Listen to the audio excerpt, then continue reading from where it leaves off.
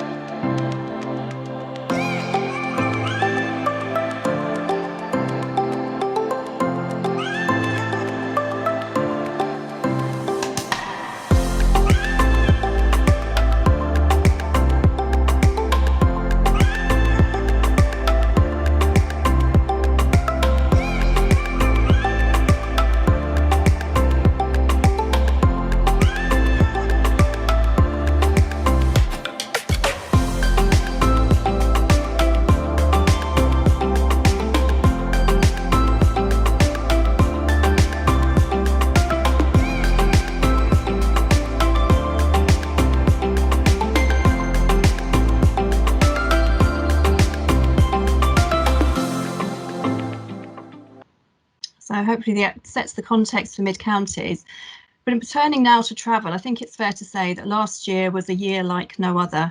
Obviously, the 2021 pandemic, it was a challenging time for everyone in many ways, but I think particularly for travel, with most of the industry in lockdown for most of the year. And even when we weren't in lockdown, there were lots of changing situations. So what we'd like to do with you today is to share some of the actions and initiatives that we took to support our customers, members and colleagues during that difficult time, and then talk about how we're kickstarting the business and what the outlook looks like going forward, and then get to a couple of questions where we'd like your input. So without further ado, I'll hand over to Natalie to talk about what we did last year.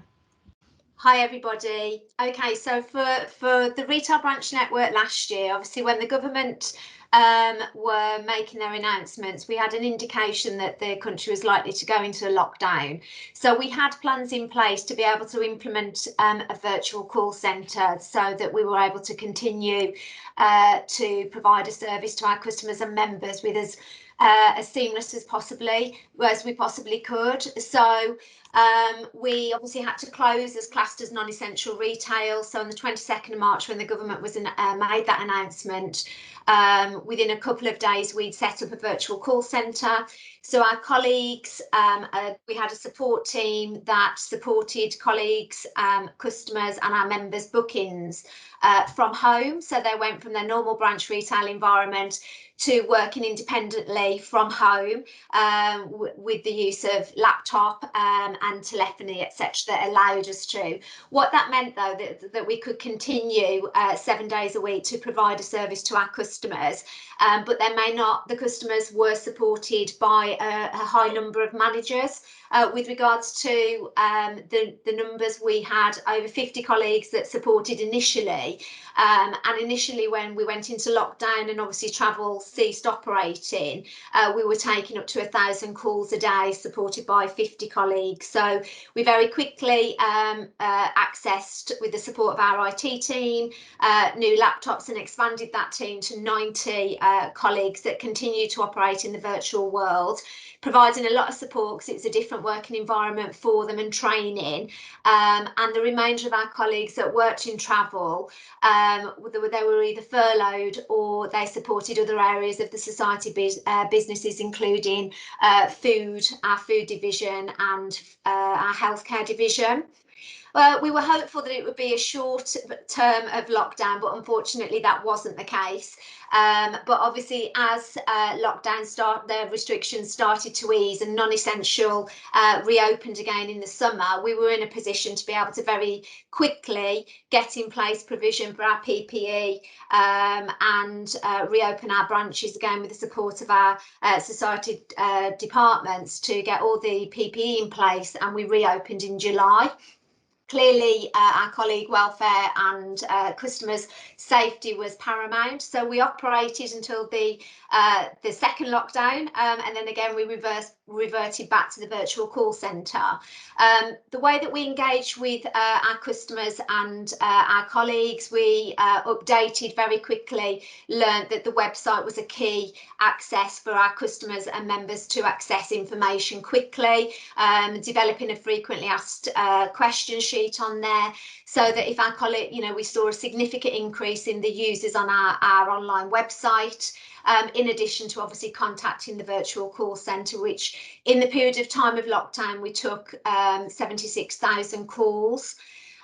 So reopening, obviously we operated slightly differently. We've learned along the way. We've introduced an appointment system that was hugely successful. And then during the summer, we also acquired Central England Co-op travel branches. We acquired 24 of their network as they closed down their travel division.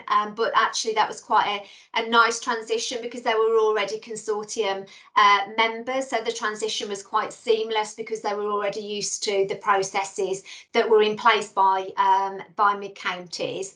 And then we later, in October, acquired our Carrick Travel independent agency chain of 8 branches. So overall, we welcomed a further 90 colleagues into the trading division. All of those locations complement the existing core estate and have settled in well to the new environment.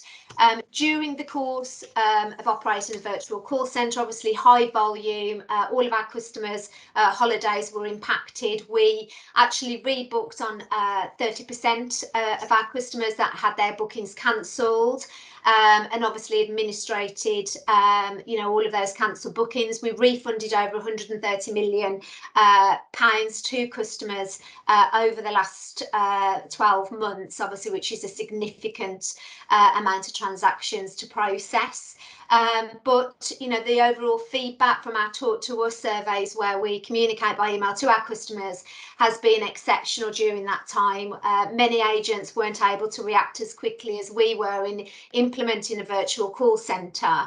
So our customers and members were delighted that we were able to provide them support and advice with regards to their holiday booking. We also introduced the Co-Operative Holidays Promise, which for customers that were booking with a Co-op Holidays, our internal tour operator, that gives our customers greater flexibility and peace of mind. In addition to also trialling the Co-op Rewards scheme, which is rewarding our members based on their engagement and transactions within our food and utilities business in the form of the stamps, which they can redeem against a variety of travel offers. So obviously we're now back open from the 12th of April. We've had excellent feedback from our customers and things are very much looking more positive, although a little bit unclear with some of the new traffic light system. But I'm going to now hand you over to Bonnie as we hopefully continue on a more positive journey with people being allowed to travel, just so that Bonnie can go through how we're supporting the travel business moving forward. Great, thanks Natalie. Hi everyone, nice to see you all. Yeah, as Natalie mentioned, so we've really thought about what our branch refresh can look like. So sort of the end of last year, early January, we started to really implement a new creative look and feel and really invest in a multimedia marketing activity. So look at all of our channels together and how they can work together and really make a great experience for our customers and members and colleagues. we absolutely felt it was necessary to show our cooperative difference and really reassure and our trust story, and really put the travel agent at the forefront of the high street again. We really feel it's an opportunity for customers that, you know, want that reassurance that we're here and visible on the high street, and that's absolutely visible on screen. So you can see we've brought the sunshine back, literally. Hopefully more sunshine, no rain, but absolutely oozing, radiating sunshine to the high street. Screens off, trunks on, messages. So it's all about a nod back to the pandemic and the sort of lockdowns that we've faced, but actually moving forward and being really positive about where we can travel to this summer and beyond. So it's absolutely making sure that our branches look great for our members and our customers on the high street. Also, we started to explore a charity partnership. So we're actually in the process of going with a charity called Go Beyond, who are a great charity. They give breaks to children of all ages and all circumstances, where they may need some respite or some well-being and some real care and attention, whether that be a day break or up to a 5-day break in the UK. And we're partnering with them. So, you know, by booking with us, we're giving back to communities, and that we feel that's a really great partnership for us for now and moving forward as we move forward into this year and next year. And absolutely, as we've mentioned, you know, the outlook continues to improve. So I'm going to send you on to our great commercial manager here, Mark, and he'll talk to you about our future improvement. Thank you, Bonnie, and thanks for that lovely introduction, and good afternoon, everybody.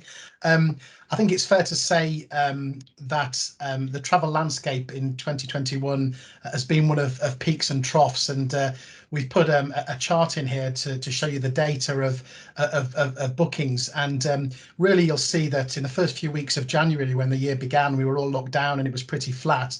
And then we started to get lots of positive news about the success of the vaccinations and the government announcing a roadmap out of lockdown and a really positive future. And at the same time announcing that on the 17th of May, then travel would no longer be illegal. So there was a huge optimism and huge spikes in the early part of February. And then it began to decline again. And really this was on the back of, I guess, the government, the Global Travel Task Force, which was formed to look at how travel could restart globally. And there just was no clarity coming through from any of those sessions. So confidence began to dip again throughout that period. But recently we've seen, despite a couple of troughs, that the numbers getting up to a very high level again, and we're really seeing, you know, as we approach May and we approach the restart of the 17th of May for travel, some much more positive numbers. And of course, from Friday, travel from the 17th of May is no longer illegal. It's now going to be operated through a traffic light system, which we know is complex, and we've only had a few destinations opened up, but that's a really good shift away from being illegal to travel to suddenly opening up the globe. And you know, through this this period of uncertainty, the industry's responded really well and hasn't really just sat back and said, well, you know, this is what we normally sell, so it will be the same products and we'll keep the same launch dates. They launched summer 22 package holidays and holiday departures way earlier than they normally do, giving customers chance to book and commit to holidays, you know, much further in advance than they normally would do. So it's a really nice positive step for customers to be able to invest their money into travel. And also we've seen some really good growth on some particular product areas. UK breaks, of course, have been very, very popular. Lots of the regions selling out, spa days, UK hotels. As the rules on hospitality and meeting people indoors and outdoors has improved and the message becomes more and more positive for the UK, people have become much more confident in that type of holiday choice. And it's the same with coaching too. Coaching, UK coaching, we've seen a big spiking in bookings for UK coaching customers. So that's proved really popular. And very interesting and very innovative. I think that you know, we see cruise ships and a number of cruise lines sailing globally to all these wonderful destinations around the world. Well, this year they're coming to the UK, and they're going to sail around the British Isles. So there are around 13 cruise ships that will be sailing from Southampton and from Scotland and Belfast and Liverpool around the British Isles, giving customers a chance to experience what's been dubbed a seacation for their summer holidays. So that the Queen Elizabeth from Queen Elizabeth ships to Marella, which is the TUI-owned brand of ships. And also we've had Disney Magic. So the Disney cruise ship Magic is launching and coming to the UK shores for the first time ever. So giving customers that really fantastic experience. So visiting a Disney cruise ship. So really, you know, great product changes and a great product offering to the market for the summer. And really, just to finish, there's lots of news coming through, lots of positive news about customer research, that there is huge pent-up demand from all the tour operators. We know that. Obviously, we need to be sure, and people need to be sure that they can travel. But you know, it remains a complex situation. We monitor it very, very closely. But I think the graph that I've shown you there on the slide, there's all optimism that will continue to grow. So I think over to you now, Rad.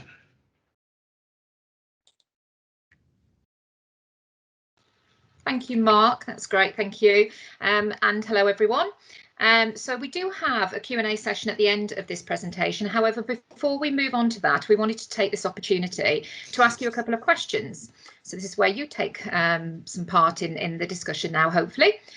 So we really appreciate your valuable feedback, and as members you can really help us shape our future, and that's the purpose of these next couple of questions that we're going to go through. So the first question is, as we come out of this period and start to think of the future, how would you like to see your co-op travel differ from other travel companies?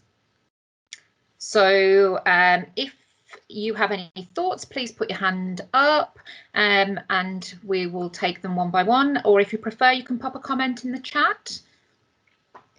I'll give you a second to have a look at that question. Any initial thoughts that come to mind, we'd love to hear them.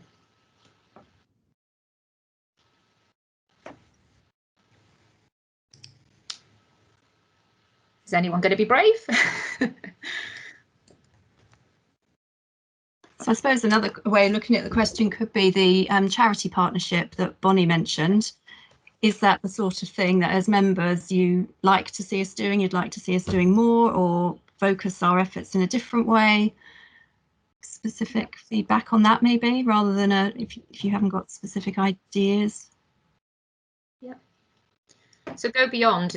When we do launch with the partnership, there won't be any other travel agents coming out with that type of message. It certainly will be unique on the high street, and something that, you know, we're very much looking forward to, and really feel that is a cooperative difference for us as well. But is there anything else that you think, or anything else you'd like to see us doing, or anything else that you think would demonstrate our difference as a cooperative?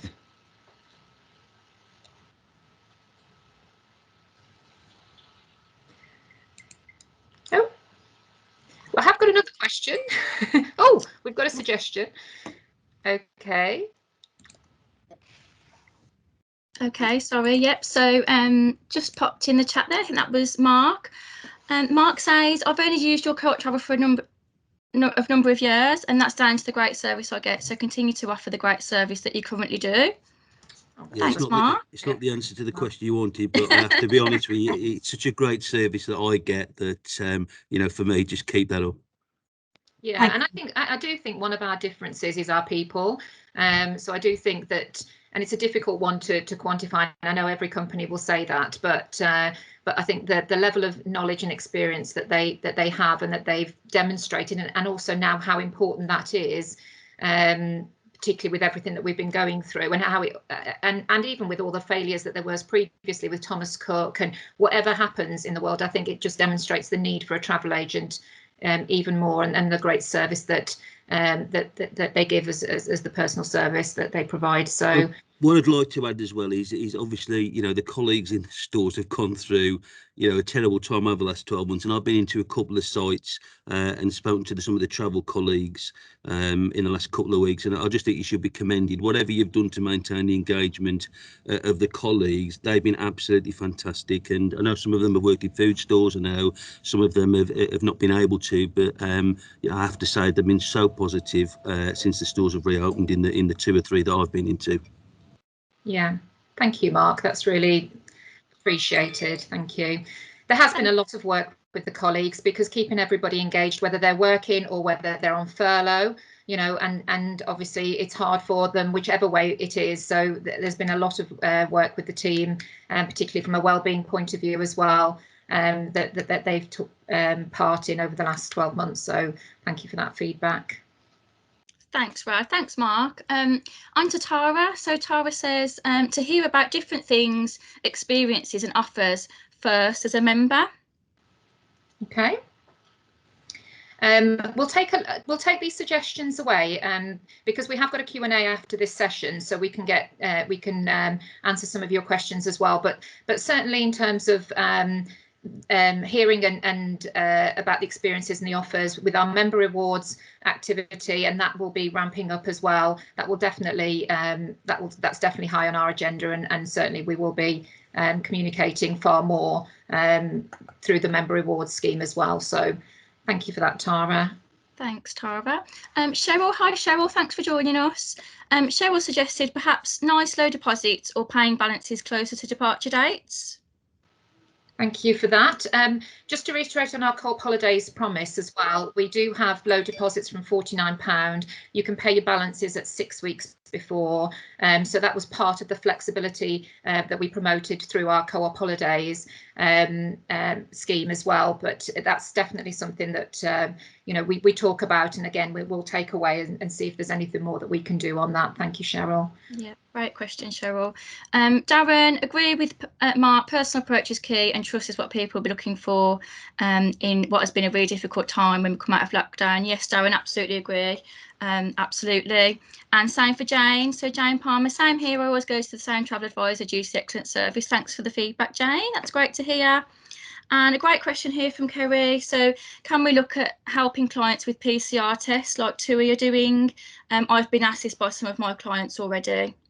Yeah, thank you for that, Kerry. So we have been working with our healthcare team and even discussing at lunchtime today. So this is a very live conversation. So we're hoping by the end of this week to have on the healthcare website available to all of our travel customers, but also any other customers as well, some PCR options, and also we're looking at the antigen tests as well for the lateral flow for the requirement on returning back to the UK as well. So we're just talking to a provider about that at the moment, and that will be coming shortly.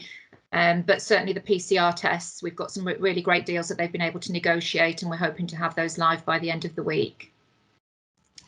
Fab, thanks, Rad. And another suggestion from Tara. Thank you, Tara. So to hear from other members about their experiences, recommendations, etc. You always want to hear about things firsthand, and you find out amazing things you would not know. I think that's totally true, Tara. So we recently did the ABTA virtual marketing conference, and 50% of people find out and book their next experience based on friends and families and their recommendations. So you're absolutely right that we should be using member experiences and colleague experiences to really drive people to be really inspired and to be really excited about their next trip. That's absolutely a really valid point, definitely. Thanks for that, Tara. That is part of our strategy going forward, and it's certainly one of our key things is having looking at how we can do member advocacy. So members, you know, reviewing for members. So, you know, we all know that and everyone uses TripAdvisor, but there's always a skepticism sometimes around the validity of some of those reviews or whatever it may be. Whereas if we had a review system that was just from our own members and obviously, you know, their experiences and their recommendations, we feel that would be something really you know, really valuable, and that definitely could be a point of difference. So that could be something and it certainly fits with some of the thoughts that we've been having previously. So that's a great suggestion. Thanks for that. Brilliant. I think that is all that I've got currently for question 1. If we're happy to move on to the next question. Yeah. The next slide. Okay, and question 2, are there any travel products your Co-op Travel could provide to support your communities? So any thoughts on that in terms of specific products, any specific needs in your own communities that that you have and that you think that maybe we could support with any products or services that we could provide?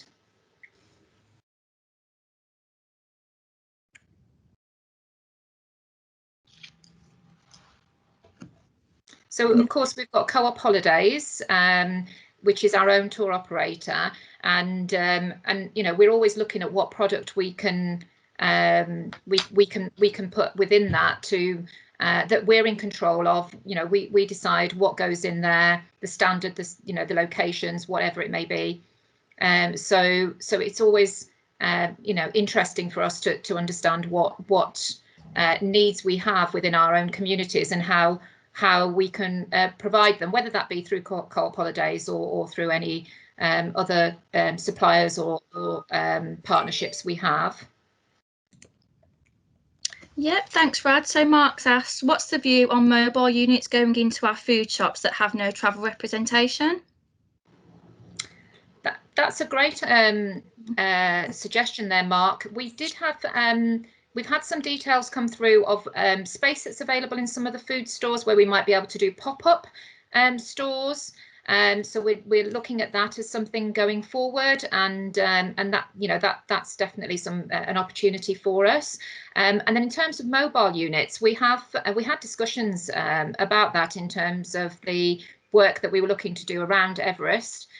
Which is our marketing campaign that Bonnie went through, so we did look at that and looking at mobile units in terms of, you know, car parks and where we could put them. So that's definitely something that we will be looking at going forward. And Mark, any locations, Mark, you'd like to share with us? I'd be very happy to hear them. No, I was just going to sort of expand on the idea of products, you know, rather than just think of anything that may be new. Maybe some products that we already have. I know I've worked in companies before where we've provided holidays that are unique to a membership base. So, you know, a Co-op members cruise, for example, or a coach trip, or a stay at a particular hotel. That might sort of expand the thinking on this question. It doesn't necessarily have to be new product. It might be how we can use the products we have to support the local communities better.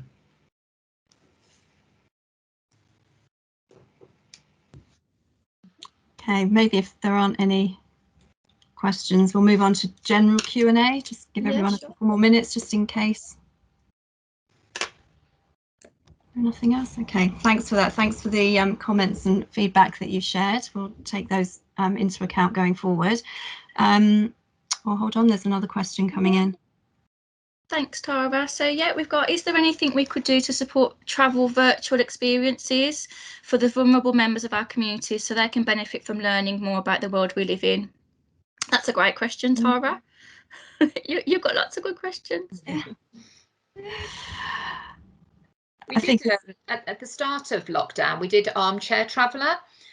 So at that point, when people couldn't actually go away anywhere, we did some social media activity, just demonstrating destinations and you know, showcasing, I guess, and giving people still the experiences even if they weren't able to go.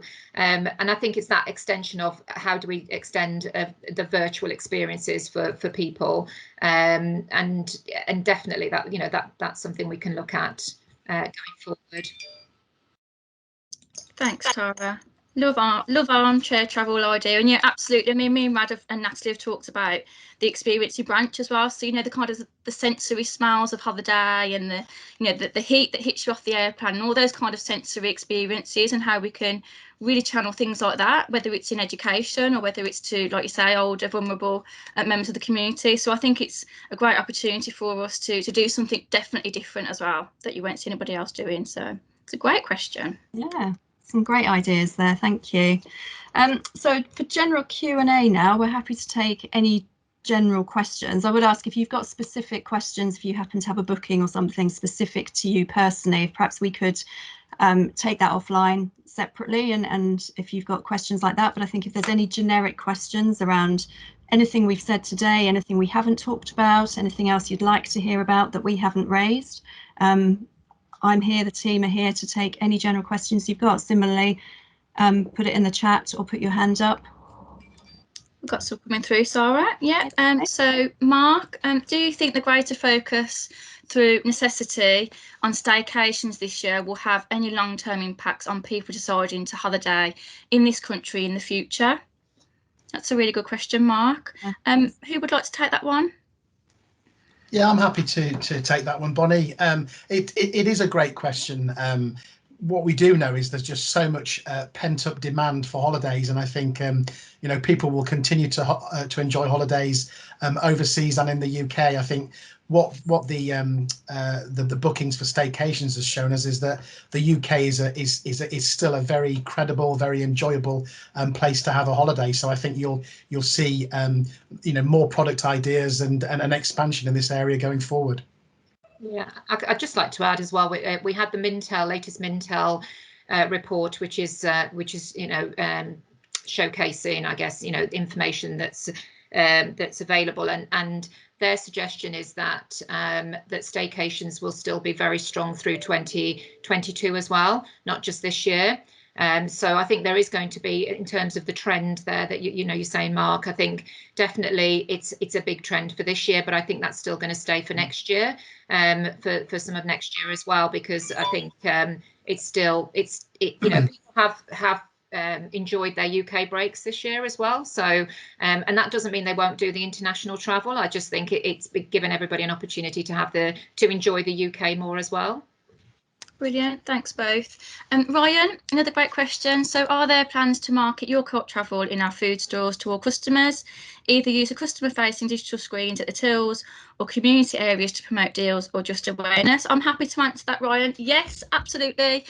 It's coming this next couple of weeks. We are doing some activity in a selection of our food stores, and we're really starting to look at that cross-trade piece. So anything from at the till point through promo pay that you'll probably be aware of, sort of at the till point, all the way through to visibility in store.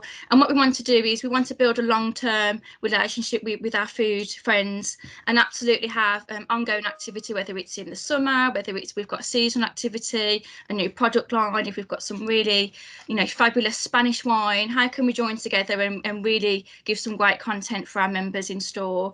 But yeah, absolutely, it's coming. And we're definitely going to have more visibility across all of our trades in the near future as well. Tara, so some of our partner schools would really benefit from those types of activities. No one else is offering those type of things to support the enhanced curriculums. Schools funds have been cut as well, school funds have been cut as well. That has enabled this. Do we think that consumers booking with social conscious and thinking sustainability about holiday? So a couple of questions there, Tara.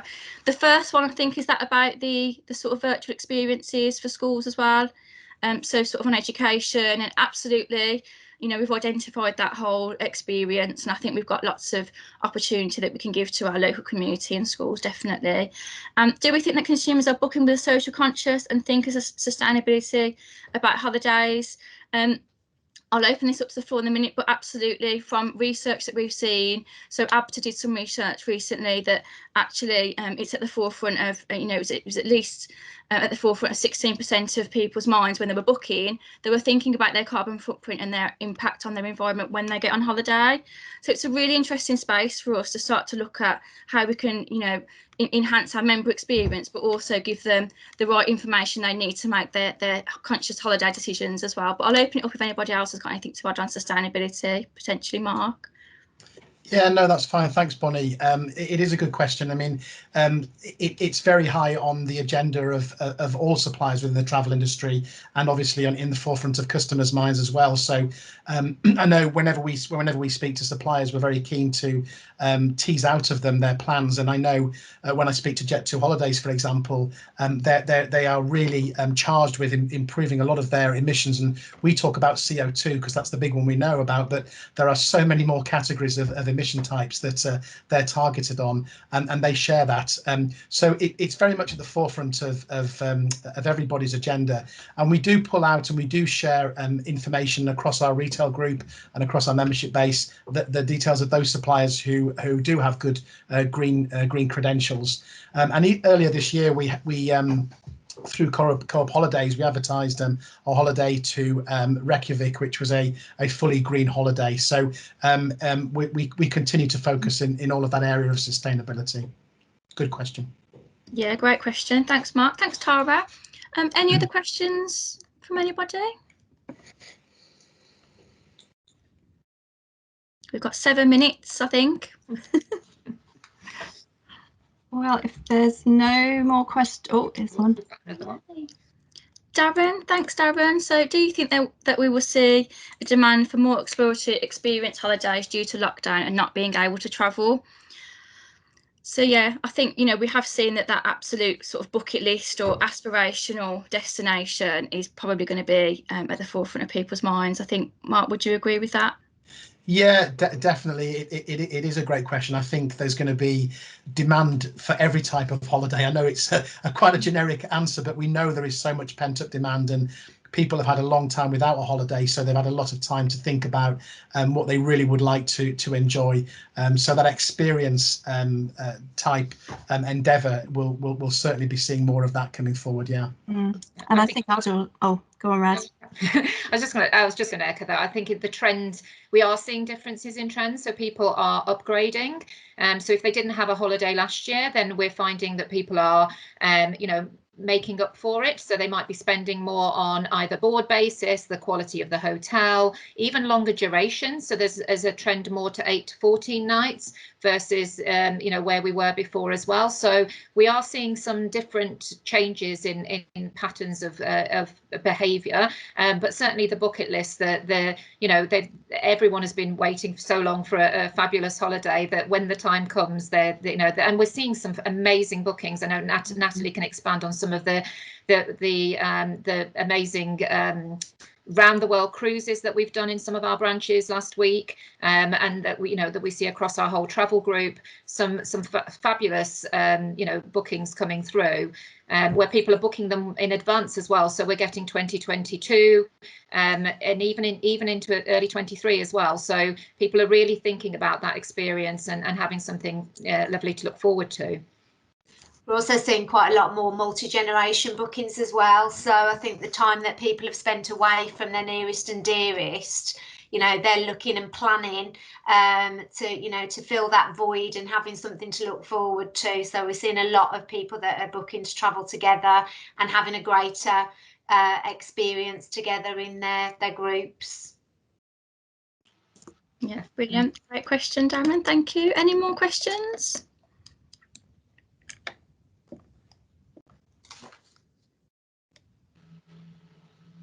Doesn't look like it.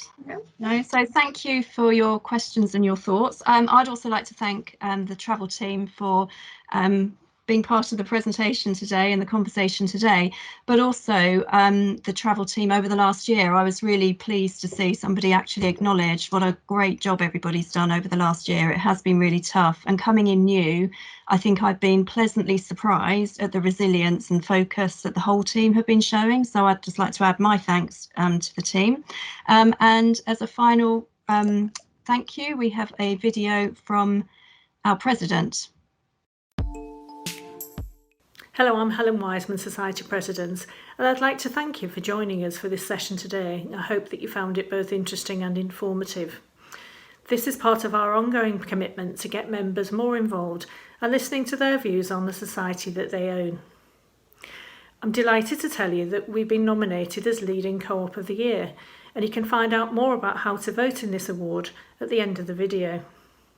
And finally, I look forward to our AGM on the 13th of May. I hope that you can join us, take part and vote on issues that matter, and find out how we are driving the success of your society, supporting our communities and working towards a better, fairer world. Thank you. So the details there of if you would like to vote for us to be the leading co-op of the year. And thank you once again for joining us. Thank you for your questions and your input, and hope to see you at the AGM tomorrow evening. Thank you.